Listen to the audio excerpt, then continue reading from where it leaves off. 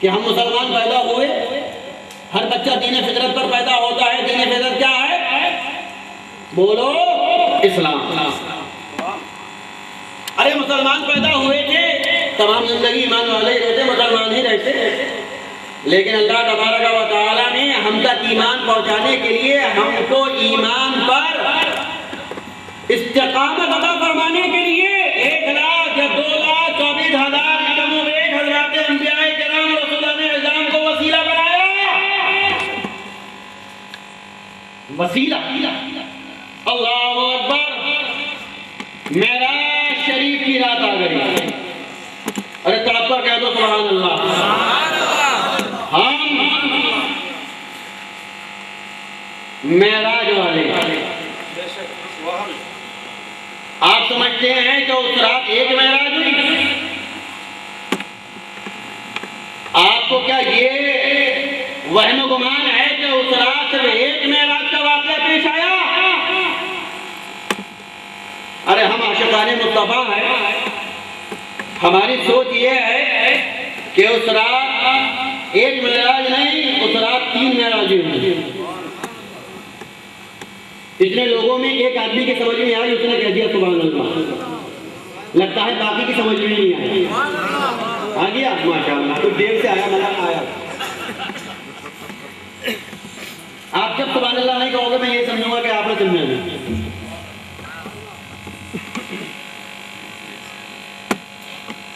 शबे मेराज, एक मेराज नहीं, 3 मेराज। अल्लाहु अकबर। प्यारे नबी सल्लल्लाहु अलैहि वसल्लम हजरत उम्मे हानी के दौलत गधे पर आराम फरमा। हज़रत जिब्रील अमीन हाजिर बारगाह रिसालत होते हैं। अल्लाहु अकबर। मियाँ प्यारे नबी सो रहे हैं, प्यारे नबी नींद में हैं। अरे नबी की आंखें सोती हैं, मगर नबी का दिल कभी नहीं सोता। सुभान अल्लाह, सुभान अल्लाह। ये आंखें बंद जरूर नजर आती हैं, मगर ये कल्ब हमेशा जागता रहता। प्यारे आका अलैहिस्सलातु वस्सलाम महवे आराम हैं, आंखें हैं कि पलकें झुकी हुई हैं। प्यारे नबी आराम फरमा रहे हैं। हज़रत जिब्रील अमीन बारगाह रिसालत में हाजिर होते हैं।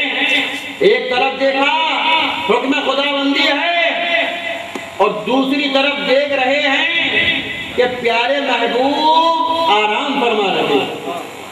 हज़रत जिब्रील अमीन भी गजमगज में है कि एक तरफ हुक्म खुदाबंदी है, नहीं बजा लाऊं तो कहरे इलाही का शिकार हो सकता हूं, और अगर महबूब के आराम में खलल वाक़े होने का सबब बन जाता हूं तो भी कहरे इलाही का हकदार बन जाऊंगा। अल्लाहु अकबर। हज़रत जिब्रील अमीन गजमगज में है। हज़रत जिब्रील अमीन सोच ही रहे हैं कि मियाँ को मैं तो ये कहूँगा कि अल्लाह तबारक व तआला ने हज़रत जिब्रील अमीन को ये बात अता फरमा दी, ये सोच अता फरमा दी, ये ज़हन अता फरमा दिया कि जिब्रील आज वो रात है कि जिसमें मैं अपने महबूब को अर्श आज़म पर बुलाकर मेराज की नेमत से सरफराज फरमा रहा हूँ। अरे जिब्रील, मेरा महबूब अर्श आज़म पर आएंगे, उनकी मेराज होगी, और ए जिब्रील, आज तो मेरे महबूब के कदम पाक को बोसा देने तेरी मेराज हो जाएगी। अरे शबे मेराज है, और शबे मेराज का आगाज हो रहा है, तो हज़रत जिब्रील अमीन की मेराज क्या हो रहा है? अल्लाहु अकबर। पहली मेराज जिब्रील अमीन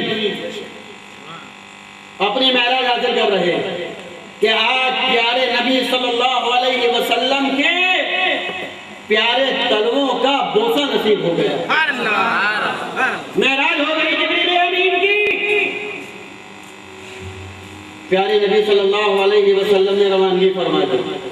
आपने हजरत फखरुल उलमा से बड़े तफसीली और बड़े मनमोहक अंदाज में मेराज शरीफ का सफरनामा समाअत फरमाया।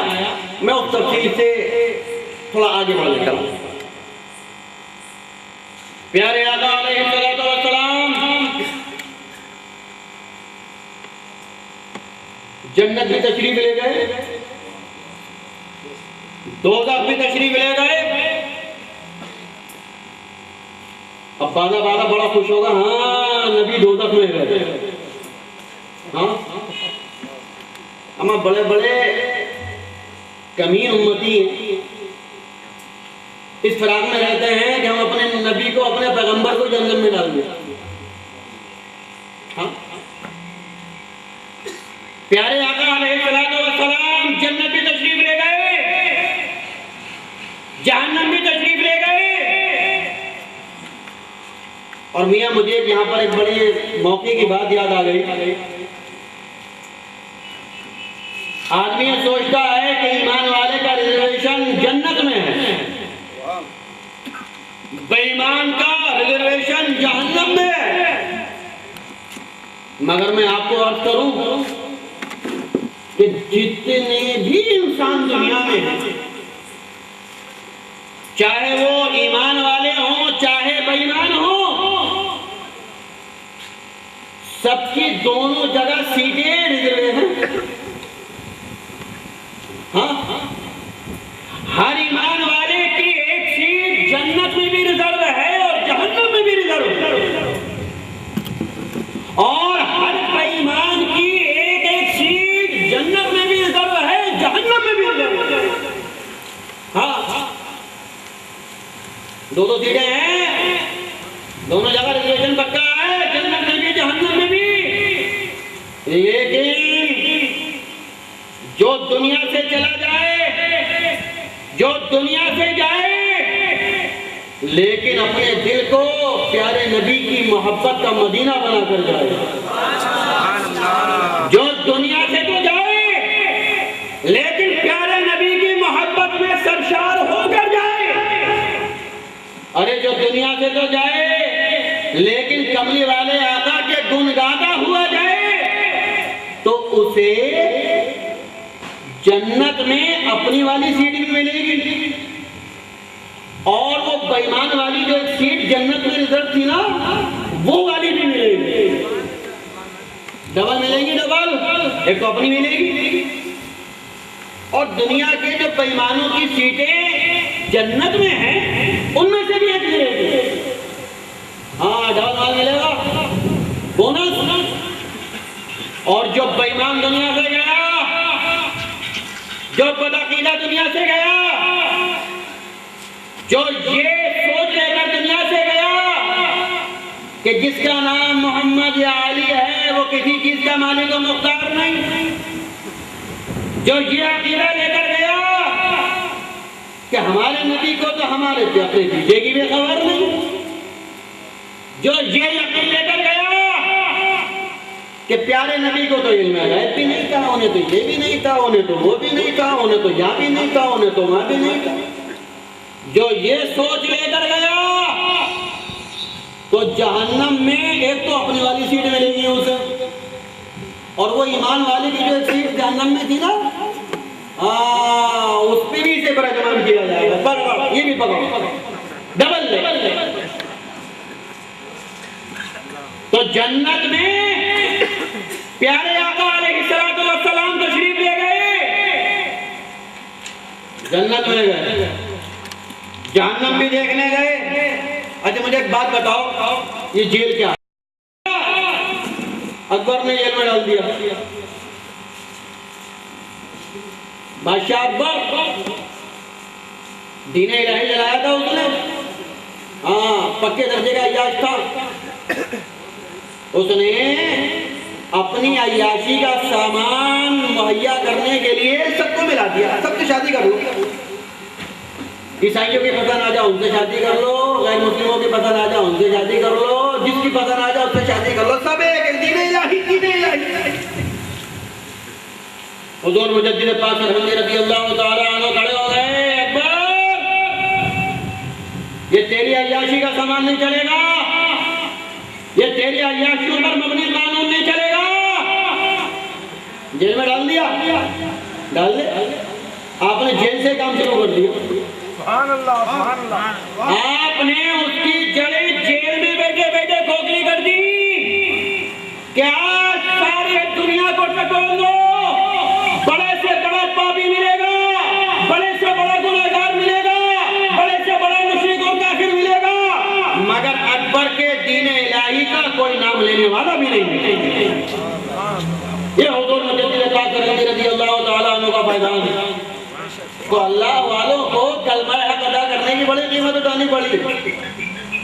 अरे आपके लिए तो ताज़ा मिसाल आपका हैदराबाद शरीफ है।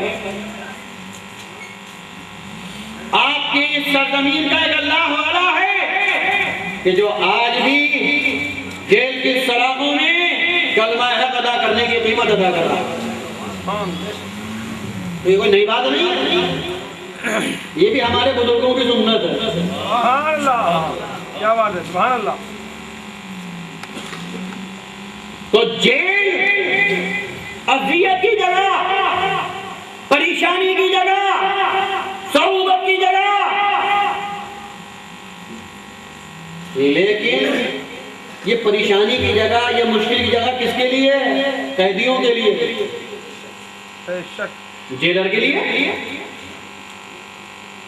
जेलर के लिए भी कोई परेशानी है उसमें? कुछ नहीं। अरे कैदी जेल में जाता है तो मुश्किलात से दो चार होता है, और जब जेलर जेल में जाता है तो उसको सिगरेट मारा जाता है।